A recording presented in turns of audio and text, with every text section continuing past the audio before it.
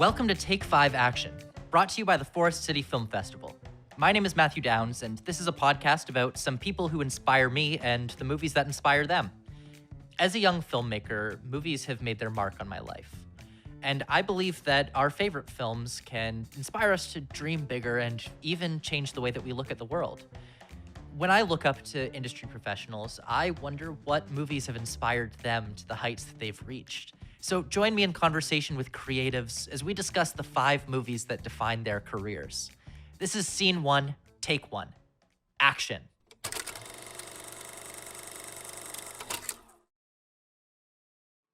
For our guest today, I want to welcome Kris Pearn.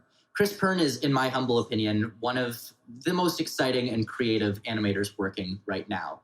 He's worked on some projects that have been childhood classics for me, including a lot of Aardman work and one of my favorite animated movies ever made, Cloudy with a Chance of Meatballs, which I think is a fantastic movie. And if you haven't seen it, go watch it. It is wild and insane and hilarious. And Kris worked as the head of story for that. He also, as his directorial debut, directed the sequel, Cloudy with a Chance of Meatballs 2 in 2013.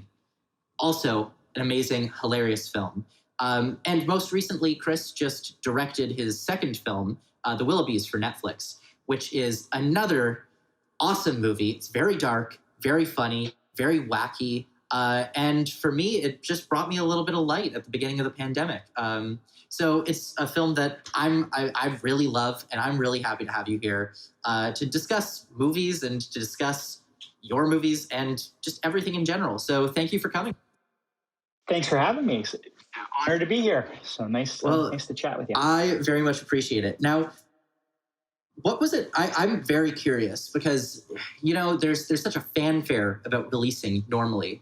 And I remember you showed me some pictures before that at the beginning of the pandemic, when your movie released in April, you showed me pictures of your release party for it. And it was just like some candles in your living room and your TV. What was it like releasing your film at the beginning of a global shutdown? I'm just curious about this. Well, there's no way that can't be weird. Do you know what I mean? It's in a normal world, this was always going to be a Netflix film, so it was always going to be streamed into people's homes. But we would have had a red carpet sort of thing. They would have put some splash on it, and there would have been that moment of sitting in a room with mostly strangers and the actors who worked on the film and some of the artists, and we'd get all dressed up and we would have watched the movie. And that never happened. Mm-hmm. So we made a theatrical print, seen the movie a million times, and I've seen it in theaters by myself, when we were color mixing and all that, but never got that experience of sort of sitting in that dark room and having that moment. So that was a bummer. But on the other side of that, it's sort of a vanity thing, and really we still got access to that audience that I was hoping to get access to. Mm-hmm. So compared to a movie that was coming out in the box office, it was a lot softer a landing than it could have been. In a sense, so, I'm grateful. You had your audience at home and they were watching, and there's, at the time, families were just craving something to watch as well. So, Yeah.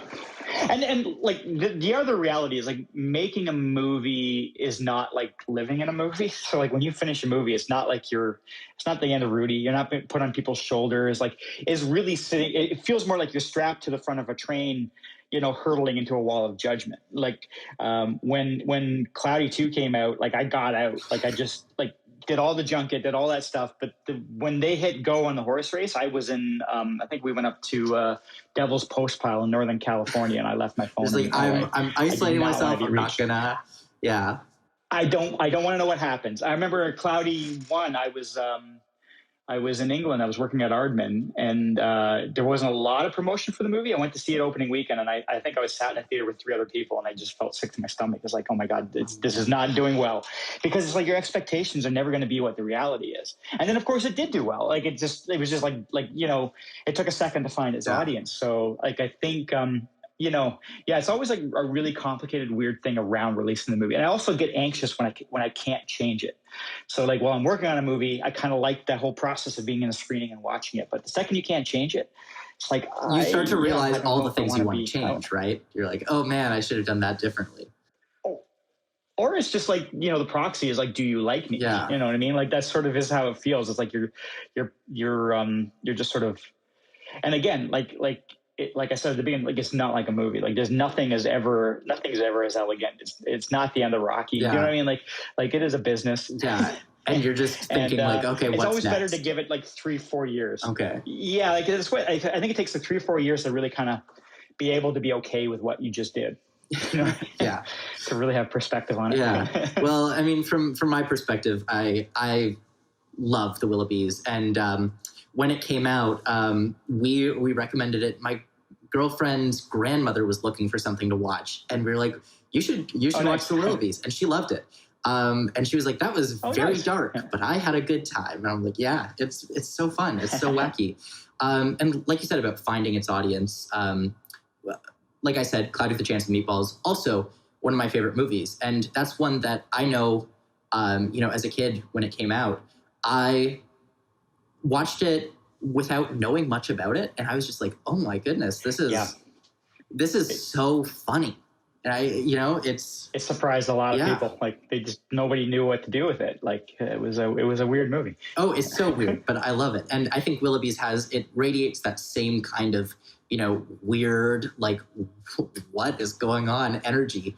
But that's something that I find really interesting and really exciting about your work. So, it's got that's kind of like wacky, like what comes next energy. And, I really do love that.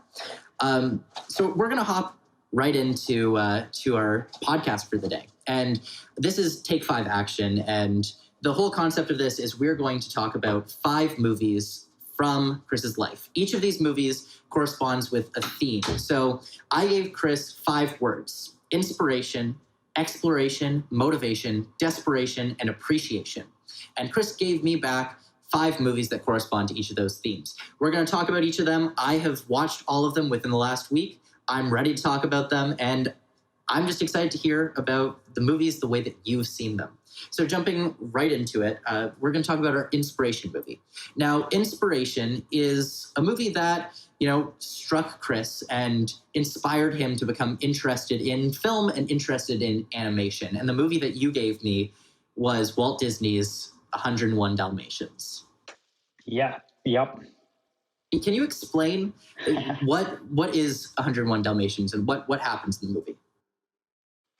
It's based on a book by, I think her name's it's either Dottie or Dodie Smith, and it's the story of 2 Dalmatians that lose their puppies. And so they end up going on a bit of a road adventure to try to rescue their puppies, and they discover this sort of evil plot to turn Dalmatian fur into coats. And so they have to kind of rescue their own kids, and in rescuing their own kids, they rescue a whole pile of Dalmatians, and then you might guess 99 back to London. Yeah, 99 of them. And in the book, I think the last one to get rescued is a cat. And in the movie, it's another dog, right? I think so. Mm-hmm. Yeah. I mean, so like the reason I chose them, I was kind of, I always say like Secret of NIMH was the first movie that really made me think about animation as sort of like a cool thing to do. But if I really think about like when I was a kid, like I remember I think I was probably 7 or 8 years old, and you know how Disney used to re-release those things. Oh yeah, like they would do their vault VCR and yeah, so they would cut, like, so the original film, I wasn't born when that came out, but like it was in the theaters, and I remember going to visit my grandmother. I grew up on a farm outside of a town called London, Ontario, which I know you're from, so most of your audience knows where that is, but it's in Southern Ontario. So I grew up in the middle of nowhere. We didn't have cable. We didn't have 3 channels, and so going to the city to see my grandparents was like a big treat. And every now and then my grandma would walk us downtown. We go to the London Muse, which was right in the heart of London, and we go see a movie. And I remember walking down, and I think we were Christmas shopping, and then we went to see 101 Dalmatians, and that was one of the happiest kind of moments of my childhood. And like then I remember like those book things, like remember Tab or Arrow, like they'd come through the school. Oh yeah, and you could order books, and so I loved the movie so much. And back then too, like with the theater thing, like you went to see it in theater. You couldn't watch it again. Like there was no, like you couldn't go home and just watch it over and over again. Like you saw that movie and that was what you saw, and you walk away and what you remember is what you remember. Oh yeah, you take away a memory. So when yeah, and so I bought that book, and that was one of the first books I remember loving as a kid. So I saw the movie first, and I loved the book, and I read that book over and over and over again. And then years later, when I kind of, started to steer my aspirations around towards animation, it was during the phase where you remember Disney was releasing those classics in those big, the big VHS boxes, like these kind of, they were kind of foam core, like it was a thing. It was like record. It was like record collecting. You know what I mean? So.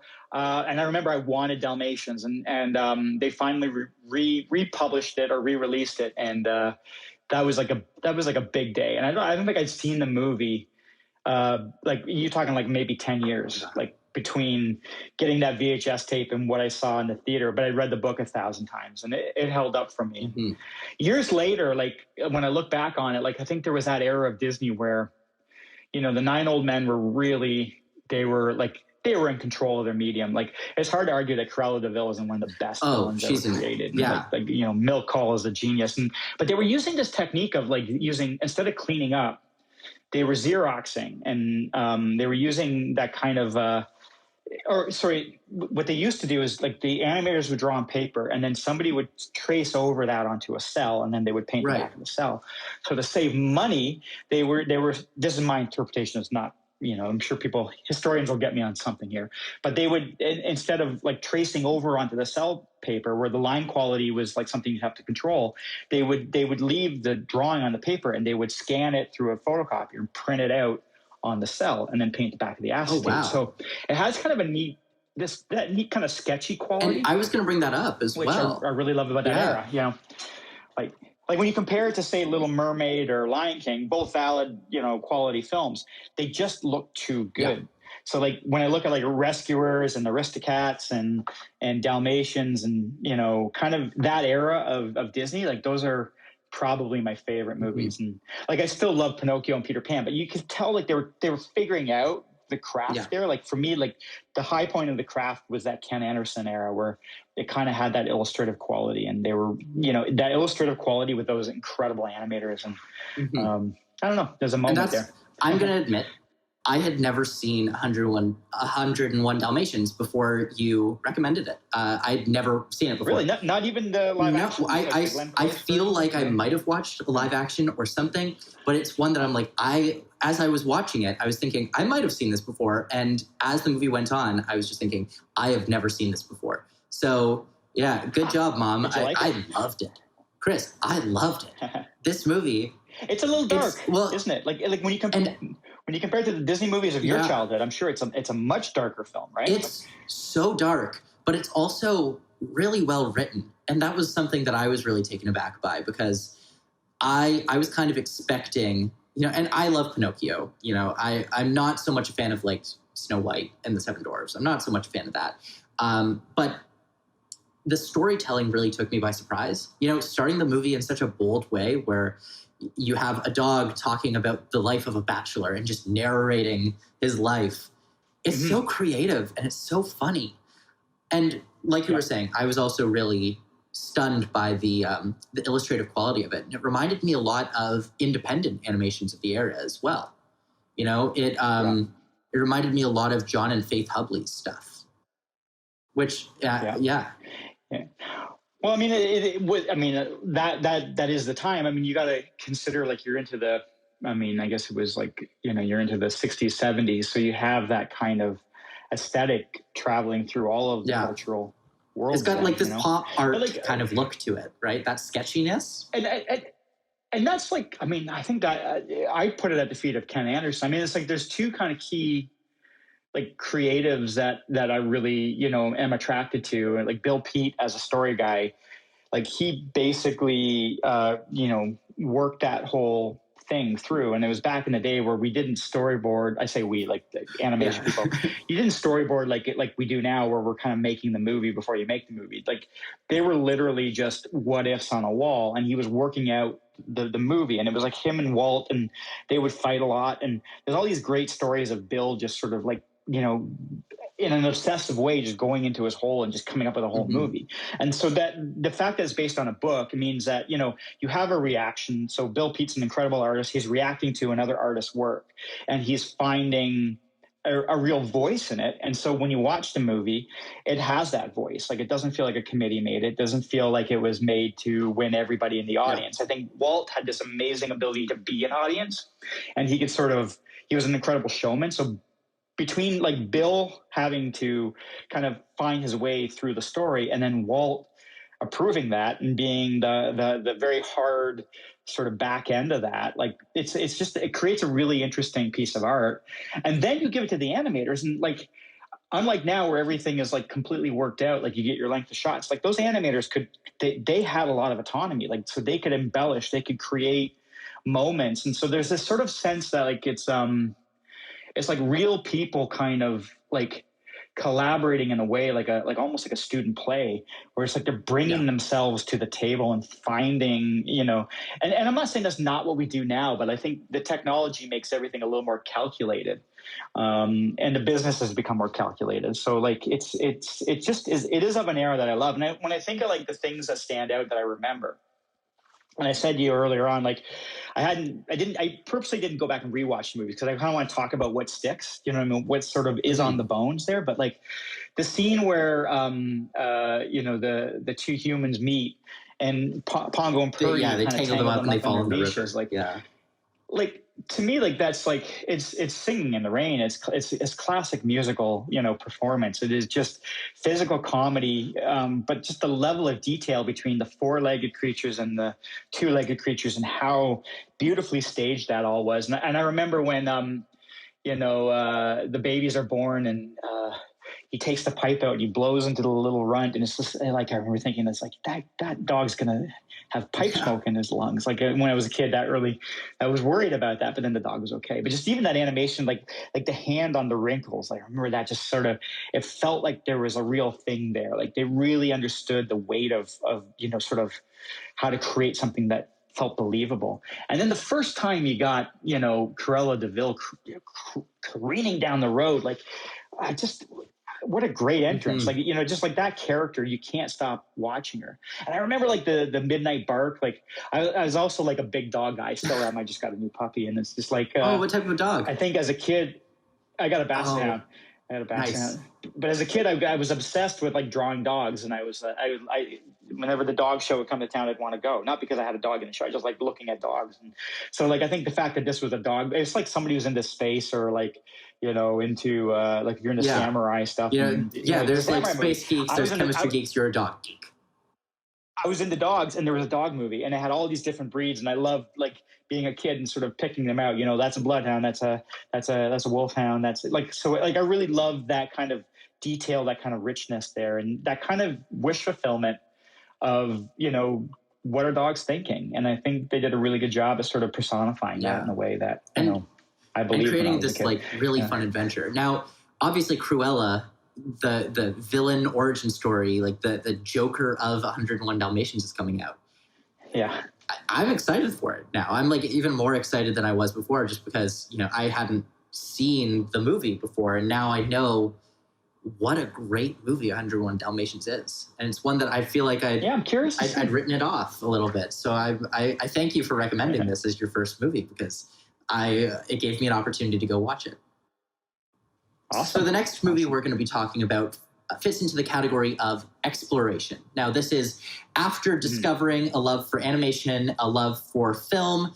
This is a film that, as he dug deeper, Kris discovered this, and it's The Princess Bride.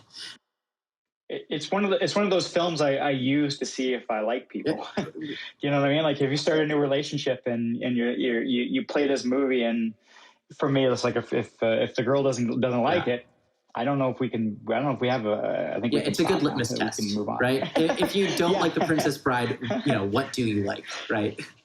Yeah, we can't. Yeah, there's no future. We can move so on. I'll quickly summarize the film for anyone who hasn't seen it. But for anyone who hasn't seen it, go and watch it. It's incredible. It's one of the greatest comedy, adventure, fantasy movies out there. The story follows a young girl named Buttercup who she falls in love with her farmhand named Wesley. And Wesley vanishes one day out into the sunset.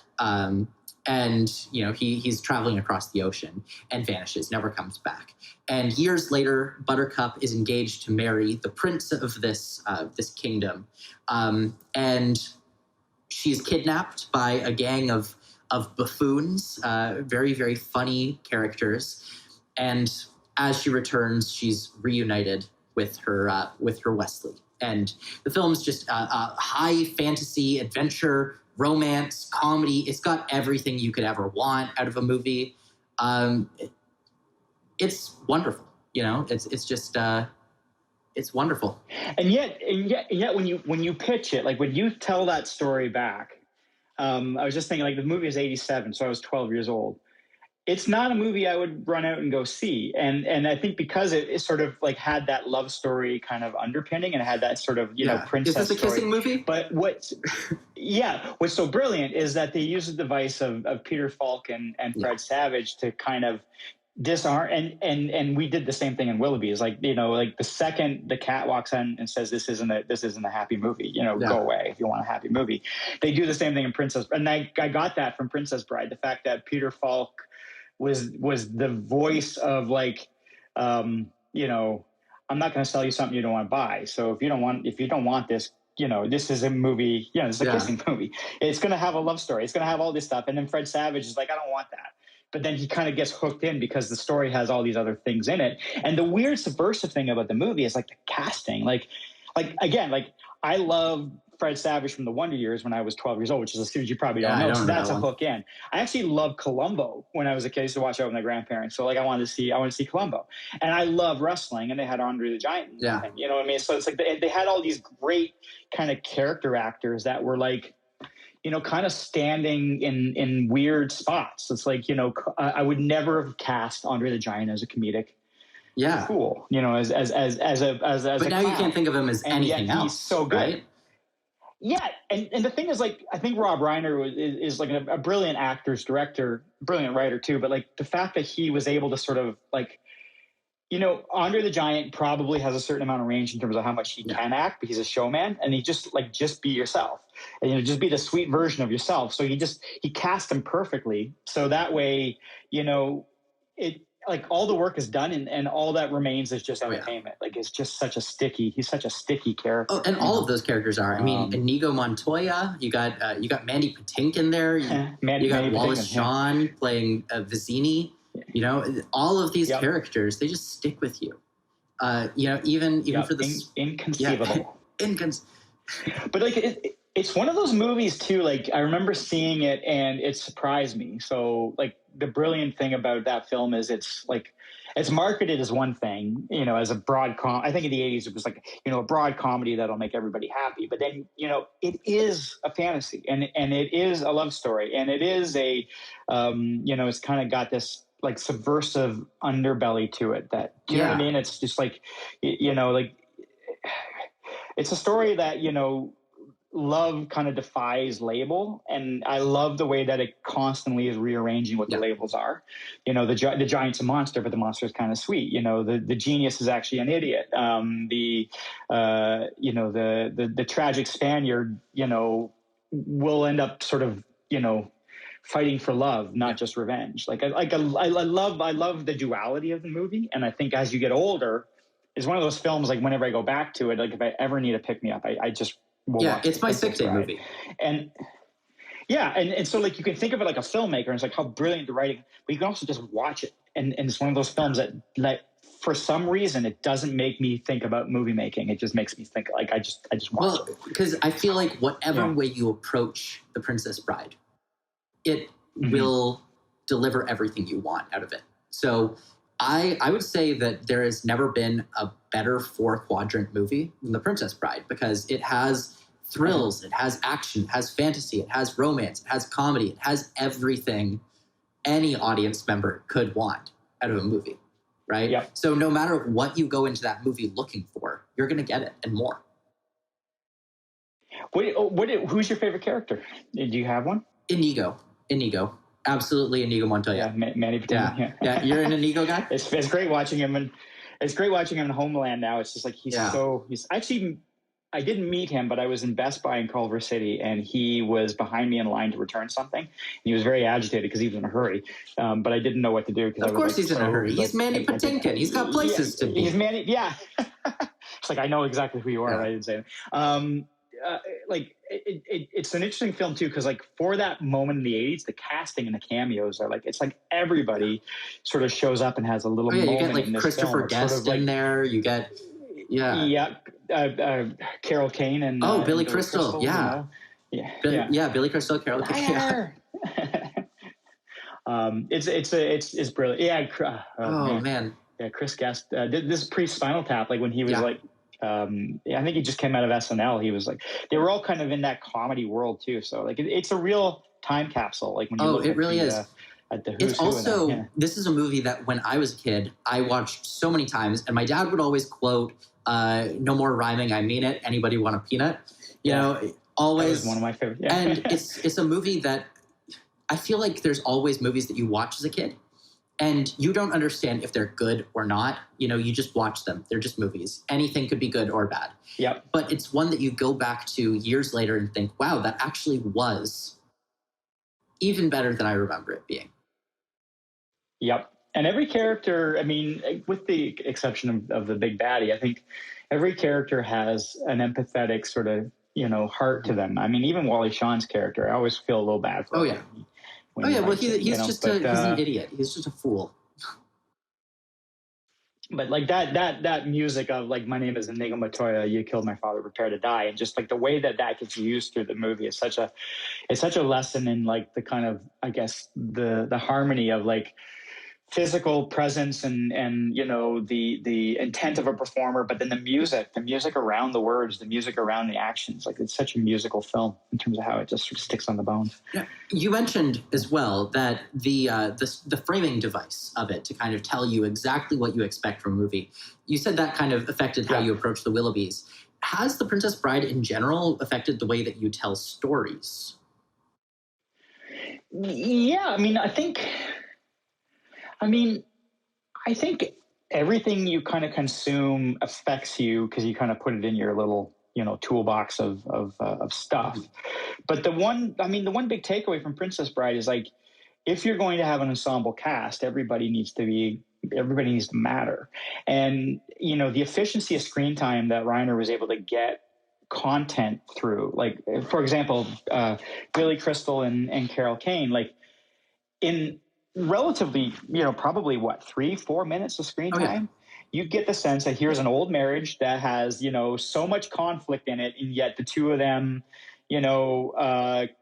always come out in the same place. That she always wins and he always loses, and yet it's and you just get that throughout, a handful of lines. And so there's so much efficiency in terms of like understanding who the characters are, but every character feels like they're real. Every character feels like they have a story, has something underneath them. And I think like when we were making, say, Cloudy and Miller and Lord, to their credit, were like always pushing for this. Is like, you can throw away a character, but they should have a life. They should go back and live someplace. They should have a home. And I think it's like that achievement that was there in Princess Bride, that every character meant something, I think is a really good touchstone. And I think it's something that we often forget to pay attention to when we get into these bigger budget movies, Great.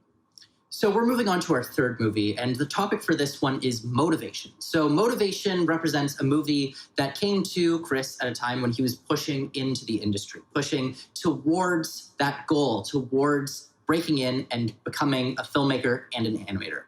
And the movie you gave me here is Harold and Maude. So I also have to thank you for recommending this, because this is one that I'd watched years ago, and I liked it, but I didn't love it.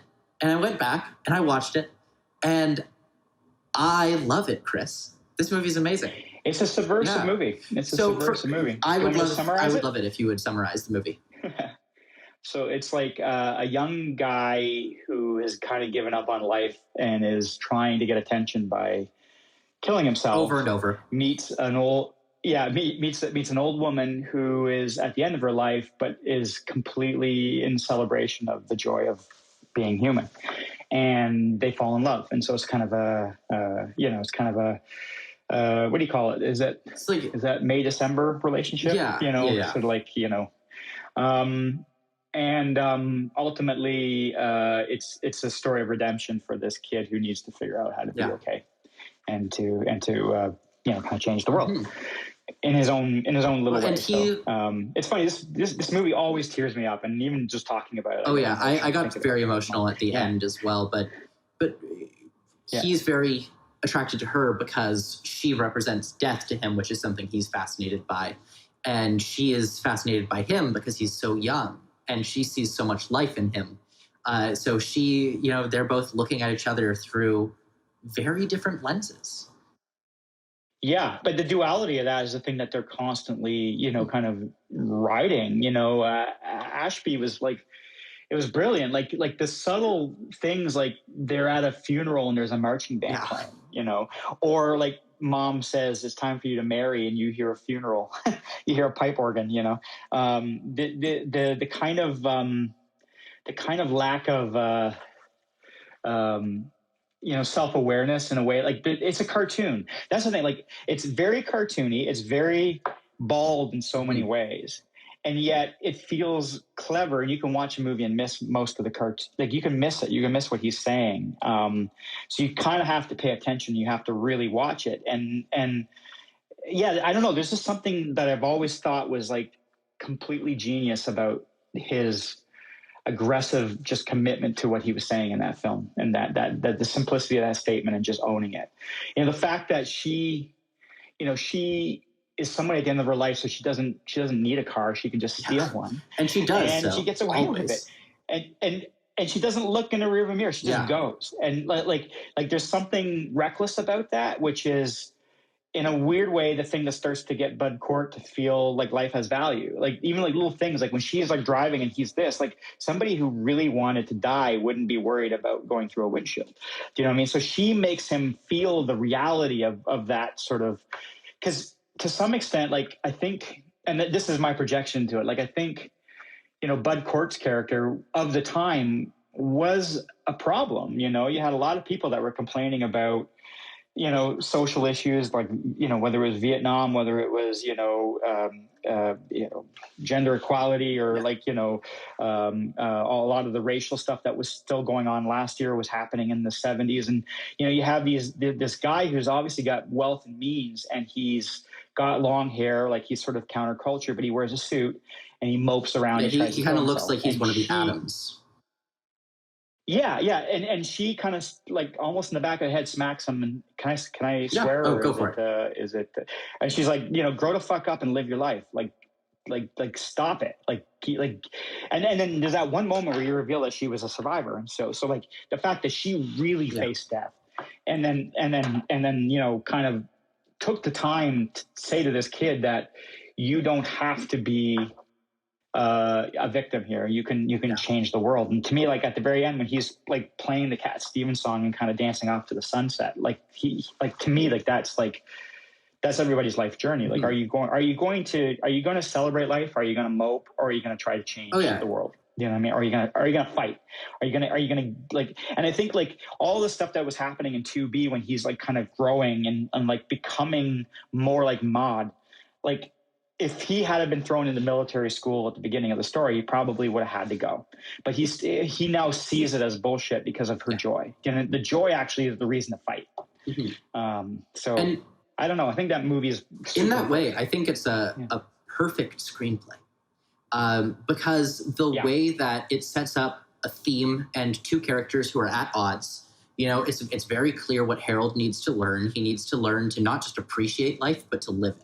And to not think about the end. And his journey is one from, being this mopey kid who is just, doesn't see any purpose in anything, to really appreciating every moment. And I think one genius thing that happens is through the entire movie, they constantly are showing him dying over and over and over. And you're never fooled by it, ever, because it's all a joke. But then the last moment of the movie, you're fooled. It fools you. You think that it's done, that he's done. Yeah. And then, Yep. you know, it pans up and you realize, no, he's letting go of this part of his life and he's going to live like Maude. Beautiful.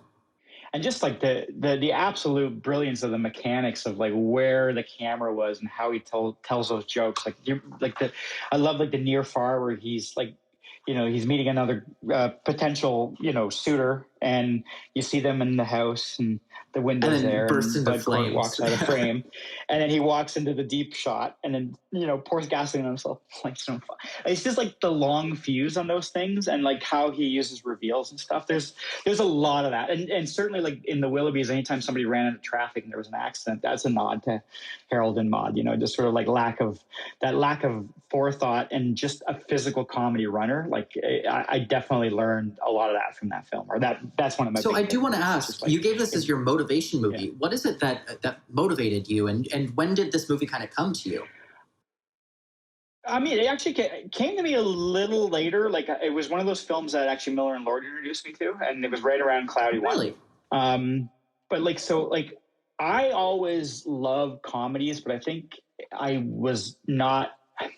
I don't know if I'd ever thought of myself as being a comedy guy. You know what I mean? Like, right. For a long time, I was always cast doing action scenes, and I would always get the breakup scenes, and, you know, but like working with Miller and Lord, I fell in, like, comedy is a natural home for me. And I think when I watch Harold and Maude, like what that sort of did for me was it was like the craft and the math and the really, you know, what makes something funny is all about the mix of the recipe, like the ingredients. You know what I mean? Like, is it a reveal? Is it a ball joke? Is it a you know, do you let the audience know that there's a joke? Like, for example, when the colonel has the fake arm, like, that's a joke. Yeah. Like, that there's no way that's not a joke.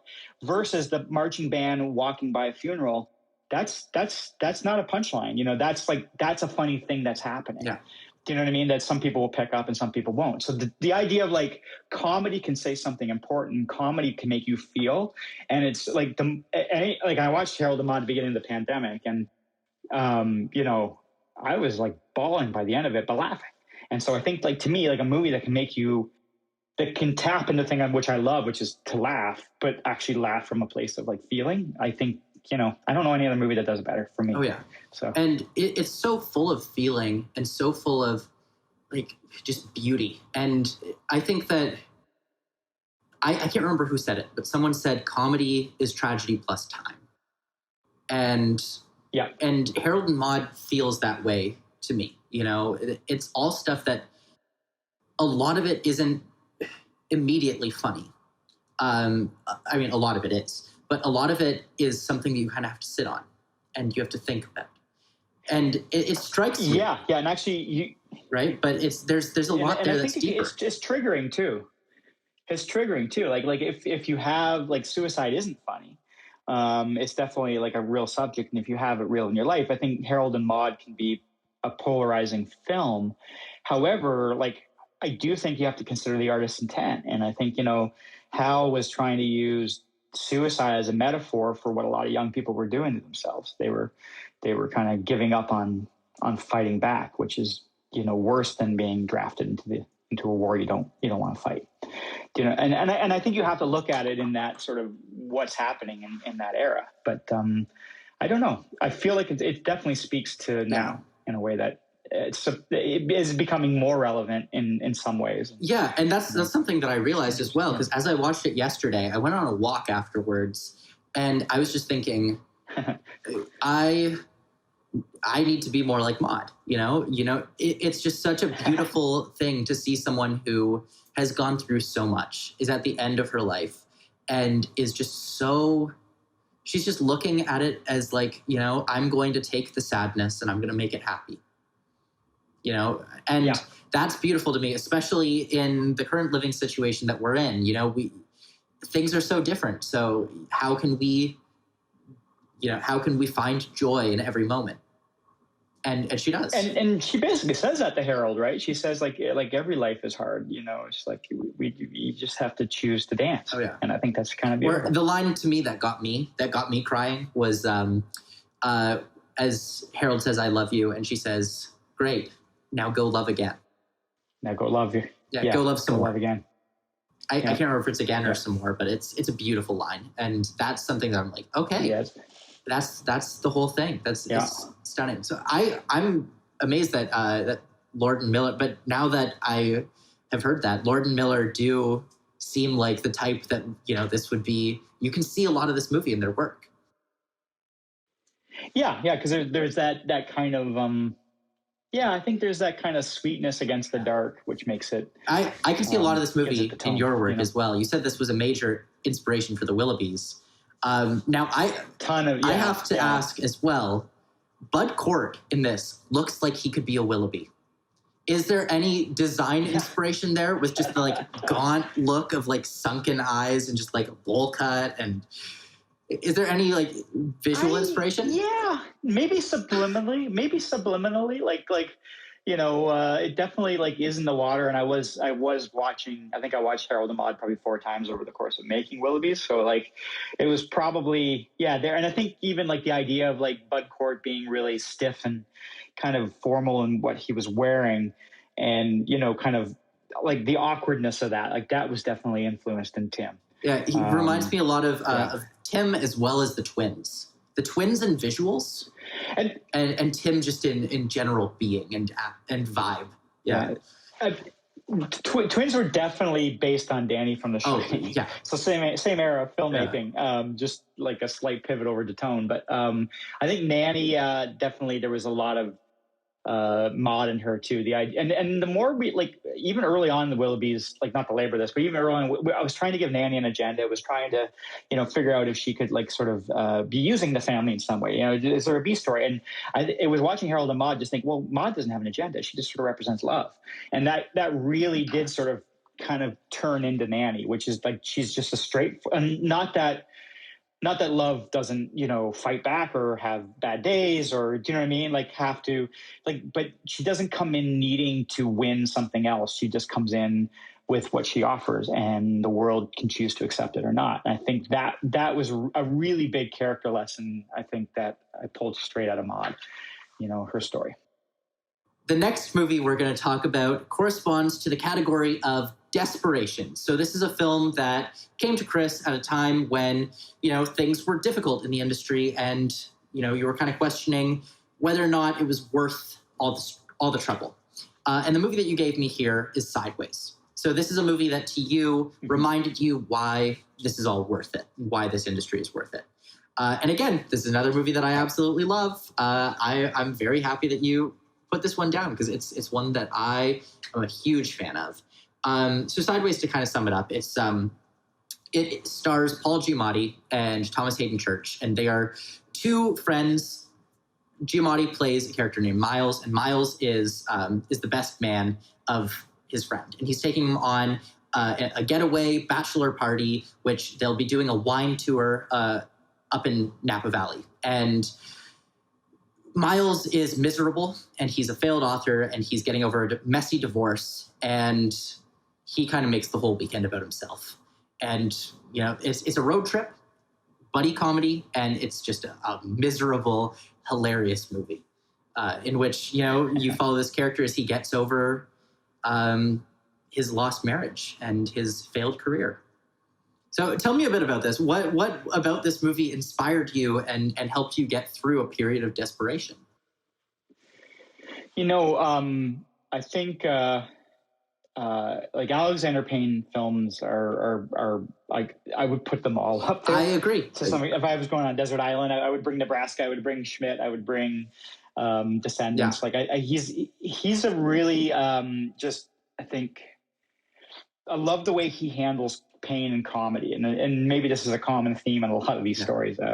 But there's definitely this idea that life is messy, and our expectations of perfection are often the things that block us from finding bliss.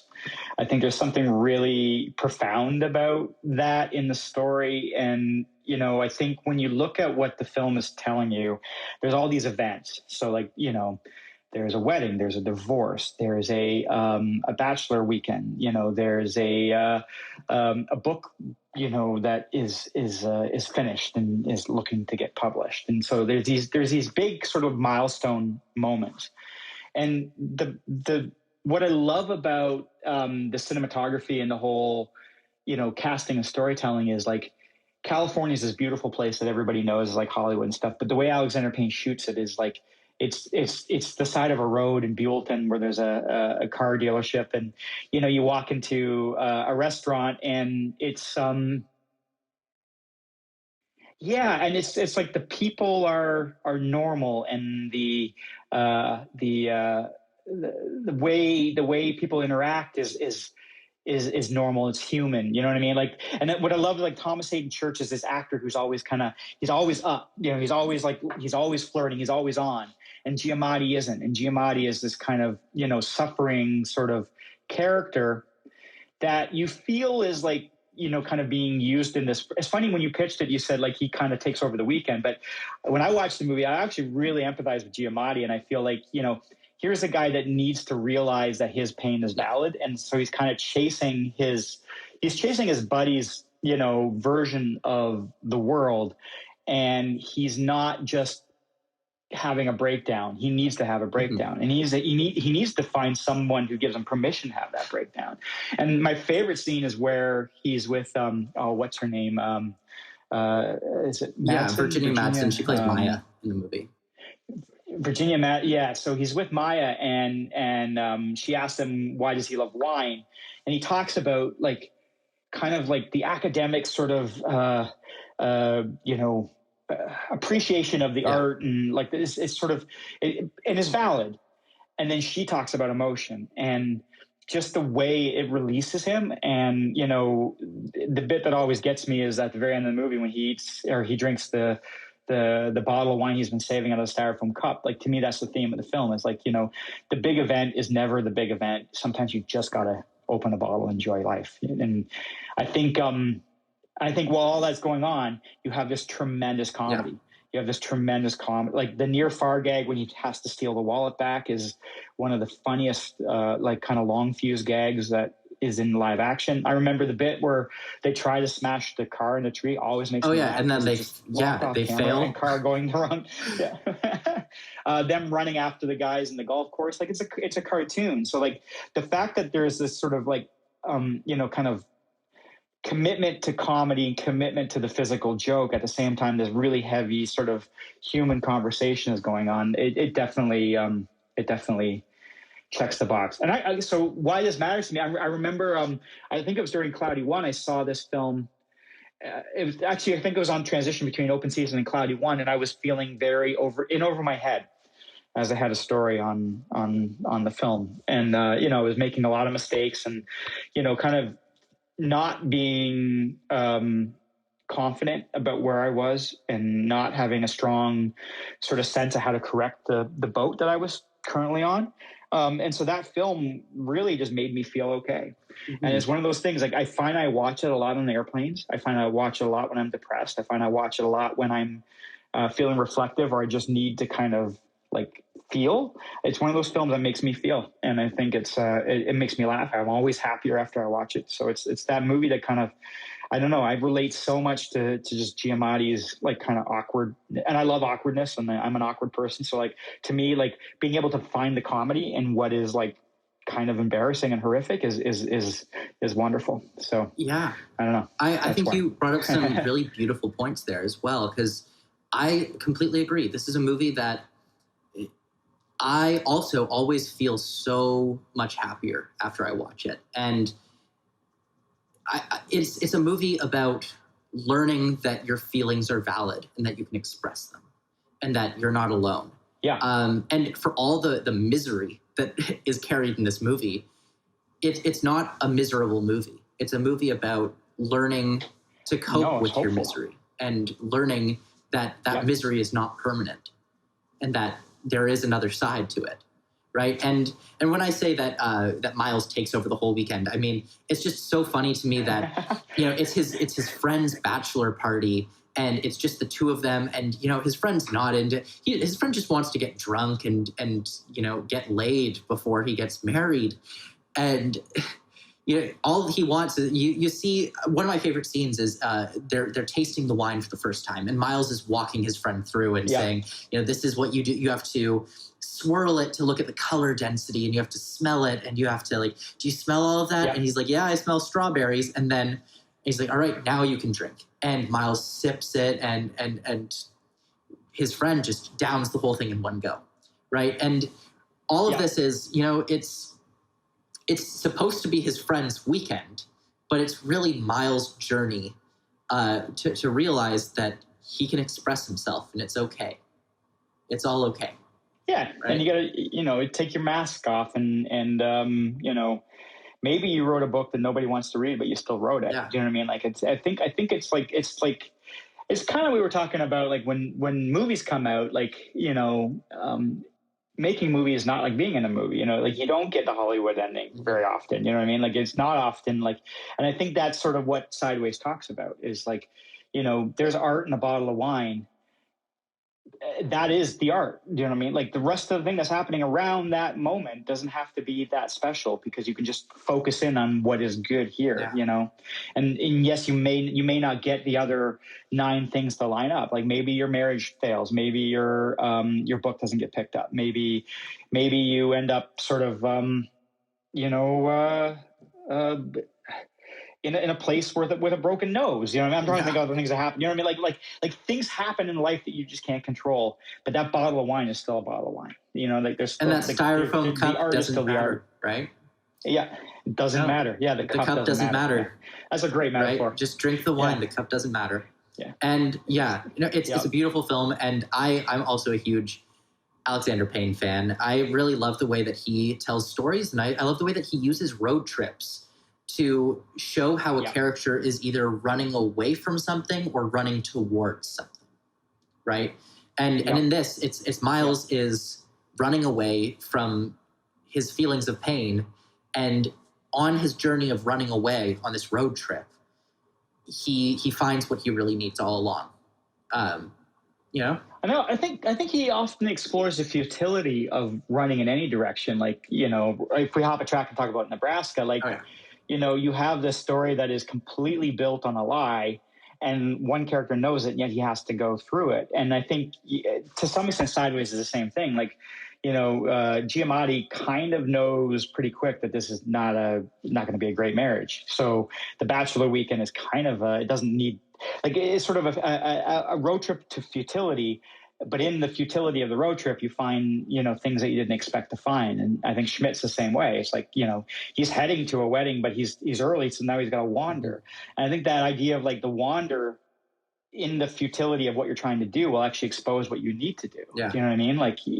The want and need are two different things in life. And I think that's what he talks about in a really smart way. I'll even admit, I'm even partial to downsizing. I love downsizing, and a lot of people hate downsizing. I thought it was, I love it. I think it's great, It's another one where... I think the expectations were probably against him on that one. Well, I think with that one, the thing that I really like is it's another one that explores, it's not about the destination, it's about the journey that takes you there.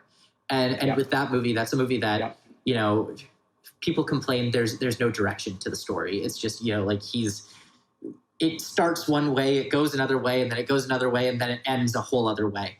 But I kind of like that. It's about searching for purpose in your life and not being able to find it, not being certain what your purpose is, and you're just wandering around looking for it.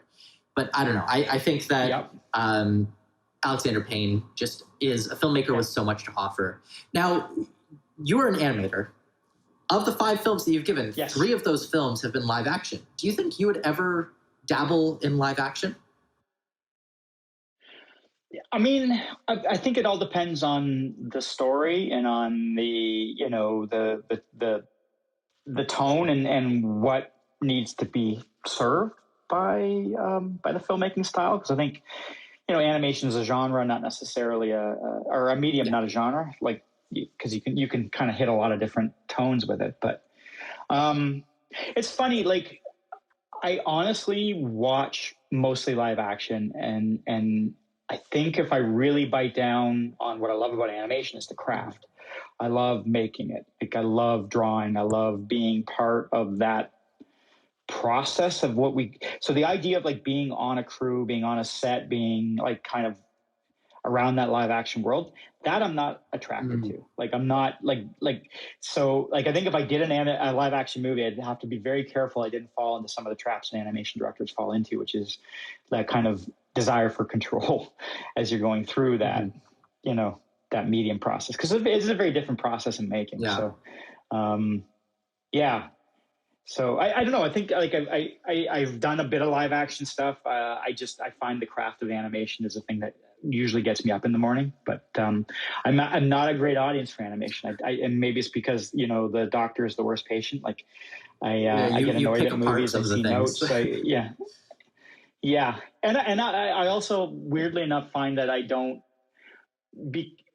because I love visual art. I find capturing human like actors I find confusing and wonderful. So I think I think there's just something about like when I see a performance that just completely blows me away. Like I go into that space of like I don't know how they did that, so I get transported. But when I see a really nice bit of animation, I've studied it. Do you know what I mean? I don't know I'm not saying I can do it, but I kind of know where some of those bodies are buried, so it doesn't feel as magical. Well, which is weird because I think animation is quite magical, but it's mechanics. This is a perfect transition to our last film, because the last film you did give is an animated film, and it's one that I am really excited to talk about. So this is the category of appreciation. So now at the place that you are at, you've directed a hit Netflix movie. You are an animator of renown. What is a film that you see around you from a peer or just being made by a contemporary that you are really resonating with and you're really appreciating? And the movie you gave was Wolfwalkers, which is, if our audience hasn't seen it, it's brand new, so I don't expect everyone to have seen it. But Kris, actually, why don't you sell the movie to everyone? What is Wolfwalkers? Yeah, so it's on Apple TV. It's Cartoon Saloon, which is a company in Kilkenny, Ireland. So it's a story about two girls that are sort of on opposite sides of a conflict. So you have one girl who's part of the kind of occupying British have come over, and her dad is charged with killing all the wolves in the woods to make it safe to colonize this part of Ireland. And she befriends this young lady in the woods who we find out is actually a wolfwalker. So she's part wolf. And so ultimately the two girls become friends, and they start to try to resist this, this occupation. And in doing so, they change their father's mind, and they sort of, in a small way, I think, save the world, or save themselves. Yeah, save their corner of the world. And there was like a bit of save their corner of the world. There's a bit of an environmental undertone to it, I know, in terms of the idea of like, what should we own, and empathy for the other, and like looking at the balance of ecosystems and what have you. And I also think there's a great story of like, you should listen to your kids. Like listen to it's often the small voice that we ignore is the one that has the right answer. So I think there's a really nice message in that. And it's a beautiful film as well. I mean, you're talking about how when you go to watch an animated film, you're often picking it apart because you know the craft. Now, with this feels very different from the films that you've been a part of, because I know you've worked in stop motion, you've worked in CG. This is hand drawn, right? So what's your takeaway on the animation in this movie? Because for me, it's stunning. Yeah. I mean, and that's where I started my career. I started doing, hand-drawn animation on paper. So, it's one of those things where it was always the first love, like the idea of like, that's what I wanted to do for the rest of my life. When I was like 18 years old, I wanted to be a hand-drawn animator. So I'm always attracted to that art form. But I'm very attracted, especially to what those guys are doing, because they're challenging the medium. Like they're making it their own in a way that is really... like it doesn't look like, a 1980s Disney film. It doesn't look like a Miyazaki film. It doesn't they've owned their own style, and they've very kind of Celtic, crafted it over. And Yeah, they've made it over a number of films that kind of creates.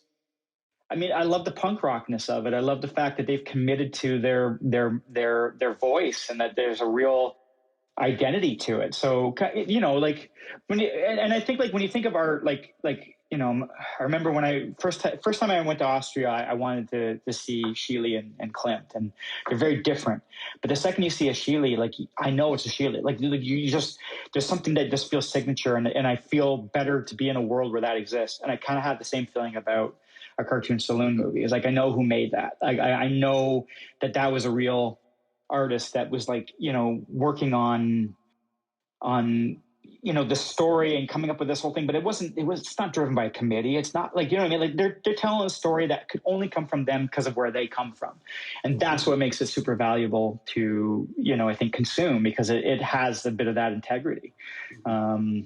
So I think it's and I think, you know, it's a beautiful subject, and it's sort of done in a very artistic way. So every frame is beautiful. Every frame, you know, has like something to bathe in terms of whether it's the art or the voice or the music. Like it's rich. So and it looks like a storybook too. I think it's amazing. And for anyone who isn't familiar with Cartoon Saloon, they also made the films The Secret of Kells, Song of the Sea, and The Breadwinner. Breadwinner, which is also a Canadian film. It's Irish Canadian. So that's an interesting thing that they have twice, I think, worked as in a co-production with Canada. But they are an Irish studio, and the look of these films is so distinctly, it feels like traditional. It feels like, I know with The Secret of Kells, it always reminded me of you know, what you'd expect to see in one of those like old Celtic Bibles, right? It's that kind of like the Book of Kells, right? Oh, or the Book of Kells, which is in Dublin. Yeah. So, but it's so beautiful. I think the way that they embrace the Irish culture and Irish storytelling and Irish art to kind of, you know, bring in this storybook look that has, you know, all these Celtic tones to it. It's beautiful, beautifully done. Yeah. Now, this is actually, a couple of weeks ago, I saw that you were doing a panel with some of the, you know, biggest animation directors at the moment, and Tom Moore, the director of Wolfwalkers, was on the panel. What was it like, you know, being around some other giants of the industry? Well, do you know Tom Moore outside of this? Have you ever met? I do, yeah. Like it's it's humbling, like in terms of like, you know, the amount of experience on those panels, but like it's also like they're kind of just people. Yeah. So like I've broke bread with Tom. Like I've done stuff over in Kilkenny, so like I know all those guys, and so he's a human being. Yeah. Like he's a really awesome, just you know, he's funny. He's passionate. He's an amazing artist, and he's built a studio where they, you know, look after people, and they've got a really good thing going over there. So like I'm a huge fan of his, but it's hard to be kind of starstruck by somebody that you know. Yeah. You know what I'm saying? Like I'm not trying to diminish anything, but it's like these people are contemporary, and they're you know, they're filmmakers. And I had a really great conversation with Glenn Keane. I was interviewing him at Sony. You know, we're just talking about Over the Moon, and you know, here's a guy who is so human, so like, you know, just like a person who struggles with what he's doing, and it's I find that like enlightening, because like when I make a movie, it's like 90% of the time is like anxiety of like I'm failing and everybody's going to find out. And it's the imposter syndrome, right? I'm going to be, you know, everyone's going to figure out that I'm drug out into the street, and they all feel that way to some extent. I think confidence, you smell the confidence in some of these guys who have been there quite a bit, and they've had a really strong career. And I think they deserve everything that they get, but like it's really comforting to hear that they still are human, and they still struggle, and they still find their way through these things. And so that's is it any different to you say you have known Tom Moore before watching Wolfwalkers? Is it any different watching a film and knowing the person behind it? Yeah, I think it's kind of cool. Like it makes it mean something in a really interesting way. Like to hop back to like Alexander Payne films, like when we were doing Cloudy 2, Will Forte was our villain. So we actually went to Nebraska. We were in Omaha for like a week and a half or whatever, and we were recording him there because he was shooting Nebraska. And when I saw that movie, it's like I will suspend disbelief that like I'll fall into the story and follow the character. Yeah. But then part of me is going, that's my friend Will. Like I know him. Like I've worked with him 1,000 times, and like we've hung out, and I know where he lives. Like there's something kind of cool about that. Like that sort of makes you feel proud of that achievement. Mm-hmm. So I don't know. There's definitely something there. Like I think with animation, it's a little bit. You do get a little removed from it because like the art stands between the person you meet and what you see. So it's not quite as visceral, but like anytime I see a movie that's got a Mark Mothersbaugh score or hear a movie, like it's funny, like even when beginning of the pandemic and what was that, The Tiger King? Yeah. Like that, like Mark's guys tracked all that. I could tell it was a Mark Mothersbaugh thing just from the music. Like you get the signature. So it's like, it's nice when you get like little hints. I know who they, I know who that Cartoon Saloon. Yeah. I just said, they do some Canadian co-productions. Do you think we could ever expect a Kris Pearn Cartoon Saloon collab? I was working with them on a series called Dorg Van Dango, which was through a company called Wild Brain out in BC. So yeah. Like I think like as far as the features go, I think what I do is different. Like to be honest with you, I wish we had more of what Cartoon Saloon does here in Canada. Like I kind of want to be able to have that Canadian voice and make movies. Like for me to do a Celtic thing, it would be a little phony. That's not authentic. To be honest, right? Like the Willoughbys is pretty straight up where I came from. It's like full on, SCTV sketch comedy, kind of broad. You got Martin Short in there, tone, right? Yeah, and so I think that would be the goal. I think more so than trying to kind of bend my voice into some other style that's already working really well. More establishing I like your own version of that. Yeah, it's better to appreciate what's out there. And however, I think it's always an honor when you can collaborate with somebody. So, and collaborations can look in a lot of different. But we can't expect a Kris Pearn breadwinner then. I mean, that film, I would love to do a drama. I wouldn't tell that story because it's already been told, and I think Nora is the perfect person to tell it. Of course not tell that story. But to find something that I would probably want to go there more than kind of going into live action. I think I would love to figure out how to take, something that has a bit more pathos, a bit more of that sort of, like a drama would be really compelling, but I think it's just finding the right material. I would love to having the right. I'd love to see you do that, especially because I completely agree with what you say. Animation is not a genre; it's a medium, and whatever you do in that medium, I feel like a lot of people get caught up thinking that animation has to be family films and has to be comedies and has to be sort of out there fantasies. But yeah, you see stuff like The Breadwinner, and it there's so much that you can do within the medium. It's exciting. Yeah. We're in interesting times, and the audience is more diverse, and I think there's a lot more avenue by which weird, interesting, unusual, funny, quirky, compelling, challenging films can, find an audience. So, I mean, we were living in a world where the box office was narrowing, that if you weren't Marvel, you had to be Disney. And I think, between the pandemic and the streamers, now independent filmmaking is kind of the thing, and it's cool. Exactly. So I'm excited. Well, thank you so much for joining us today, awesome. Kris. This has been really amazing. But before you go, I do have a little bit of a question for you, and it's kind of off topic. So you've heard variations on this question a billion times. I'm not going to ask the normal question. This is a variation. So if there was one person, living or dead, fictional or real, anyone. If there's one person that, let's say you are sick in bed, who is the Peter Falk to your Fred Savage? Who would be reading you the bedtime story? If there's one person. John Candy. John Candy? John Candy. Okay, elaborate. Yeah. Why John Candy? That was a quick one. He's like the one person that I was like I wish I could have met. I grew up with his stories. I love he makes me laugh. He makes me cry. I think he's the eternal optimist. I think he was never the star. He was never going to be beautiful, and he was always kind. And I think he's the guy who, if I could meet anybody living or dead, or like anybody who would make me feel better, be John Candy. And that's good too, because I feel like with this, it's not just someone that you'd want to sit down and have a conversation with. It's someone that, could brighten up your day, could make you feel a little bit better. And that's John Candy, right?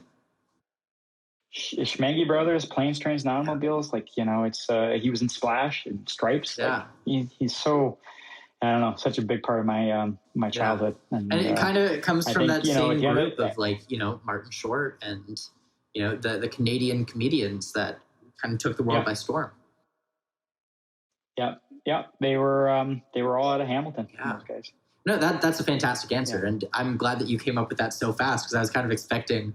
But yeah, no, he would be a great Peter Falk, Princess Bride sitting by your bed reading a book. That's John Candy, right? Yeah, that's fantastic. Yeah. I would feel safe with him. I think he'd bring booze, and we would laugh, and we'd have a great time. It'd be fun. Absolutely. Anytime. No, that's fantastic. Well, thank you so much for joining us. Now, Kris, what are you working on at the moment? Is there anything we can be watching out for in the coming years from you? Animation is such a funny, long turnaround. So what I always say is it's a bit like a farming metaphor. I'm putting a lot of seeds in the ground, and we'll see what comes up. But I'm developing a few things. Whatever it is, fingers I am crossed. very excited to see it. Yeah. And if our viewers want to follow up with you, are you on social media? Do you have a website? Is there anywhere we can kind of keep up with Kris Pearn? Not so much. I'm pretty low profile, but anybody who wants to reach me can just email me. It's just my name @gmail.com. So, yeah. Well, fantastic. This has been an amazing talk, and I'm really happy to hear about these films and to hear about them through your lens. So thank you again for joining us. And cut. That's a wrap for take 1 of Take 5 Action. I want to thank our guest, Kris Pearn, for joining us today. If you want to see more of Kris, you can check out our show notes for many more details on him. Also, be sure to subscribe to Take 5 Action wherever you get your podcasts, or you can find us at our website, fcff.ca. Take 5 Action is produced in collaboration with the Forest City Film Festival. And major thank yous to our producer, Nandita Dutta, our media consultant, Keith Tomasek, our editors, Juliana Estrada and Jeffrey Bremner, and our partners at OIART. And you, our listeners. Thank you for tuning in, and join in next week as we talk with Astrid Van Wieren about musicals, dramas, and independent filmmaking. My name is Matthew Downs. I'm the host and creator of this show, and I can't wait to see you at the movies.